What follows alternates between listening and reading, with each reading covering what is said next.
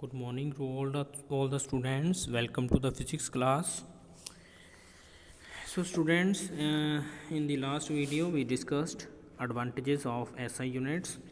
In today's video we will discuss for power of 10. So students, this is the table for the prefixes. इसमें बच्चे क्या है कि ये जो प्रीफिक्सेस हैं, जैसे फॉर एग्ज़ाम्पल आपने ये याद रखने हैं बच्चे कि अगर 10 टू रेज़ पावर -1 है देन दैट वी से डेसी, ठीक है। ऐसे ही सेंटी है, मिली है, माइक्रो है, ठीक है। 10 टू रेज़ पावर -6 को हम बोलते हैं माइक्रो, -9 को नैनो, -12 को पिको, -15 को फेमटो और -18 को एक्टो। इस तरीके से बेटा इनके सिंबल भी दिए हुए हैं, ये भी आपने याद रखनी है। तो बच्चे इसका यूज़ क्या है, जैसे आपको लिखा आ गया 10 सेंटीमीटर, तो इसका मतलब क्या है, this will be equal to 10 into, देखो सेंटी का मतलब क्या है, सेंटी का मतलब है 10 टू रेज़ पावर -1, तो यहाँ पे सेंटी की जगह क्या आ जाएगा -1 मीटर। तो इस तरीके से ये काम करते हैं बेटा, सॉरी -2, सेंटी का मतलब -2। इस तरीके से बेटे मान लो हमारे पास है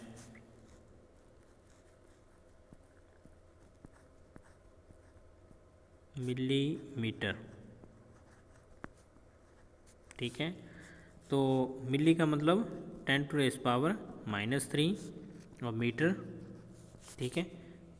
तो अगर मिलीमीटर है तो इसका मतलब क्या है 10 टू रेज़ पावर -3 मीटर। इसी तरीके से बेटे हमारे पास ये प्रीफिक्सेस हैं जिसमें मल्टीपल आते हैं, ठीक है। तो ये पॉजिटिव पावर्स हैं सारी की सारी।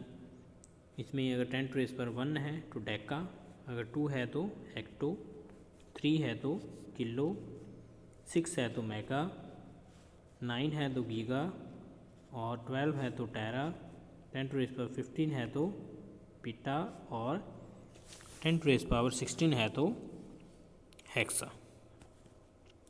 तो इस तरीके से बच्चे ये प्रीफिक्सेस जो है, ये प्रीफिक्स का मतलब क्या है कि ये जो है ये SI यूनिट के आगे लगेंगे।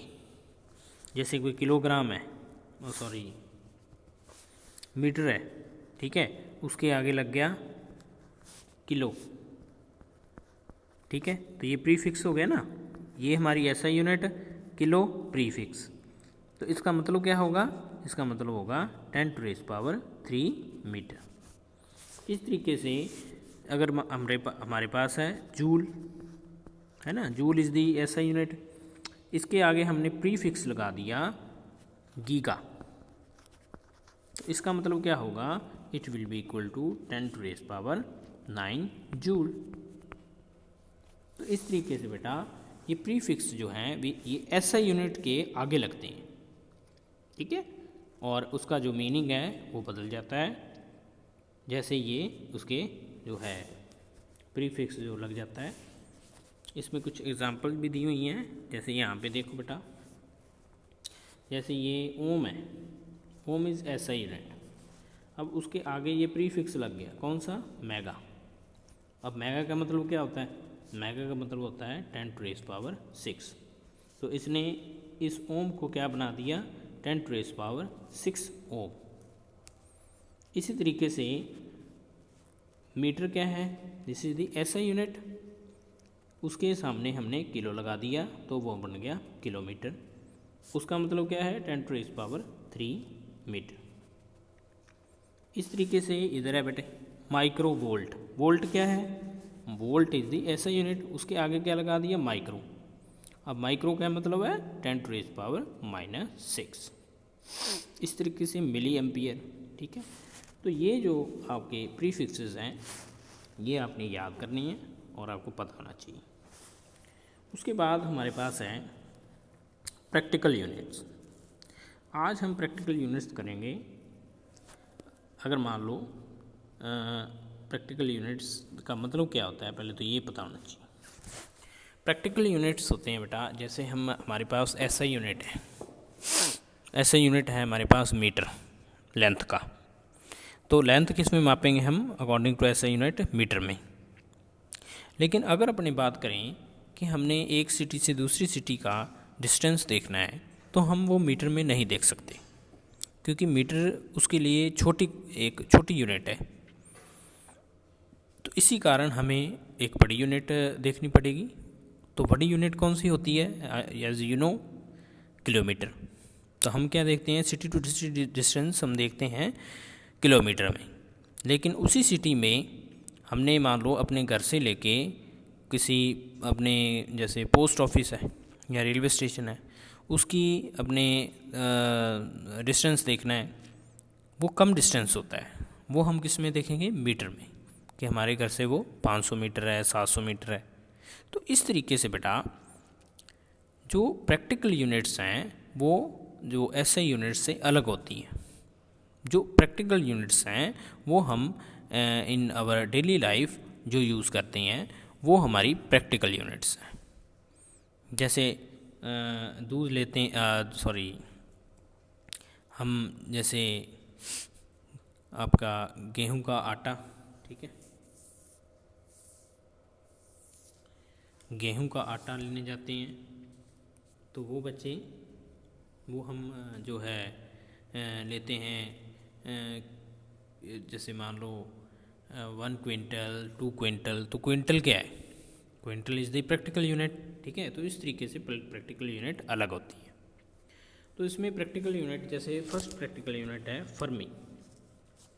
तो फर्मी का क्या मीनिंग है, फर्मी का मीनिंग है कि that 1 fermi is equal to 10⁻⁻15 metre.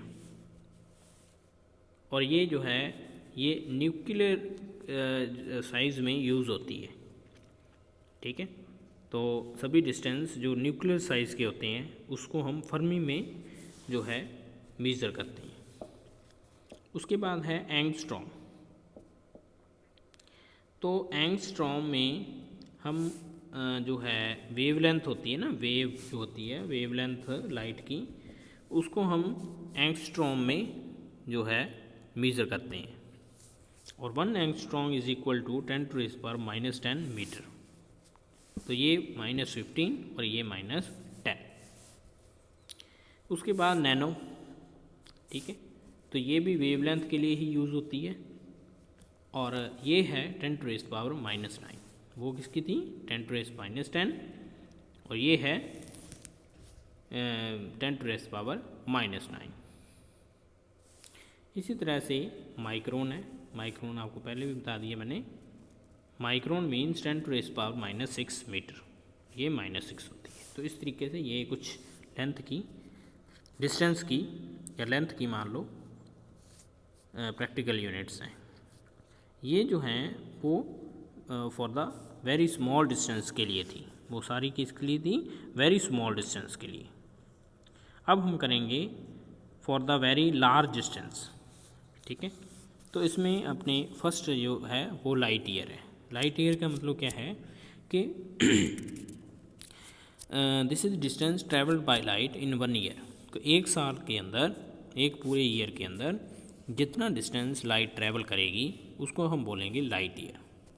और इसकी वैल्यू क्या होती है, 1 light year is equal to 9.467 × 10⁻15 metre.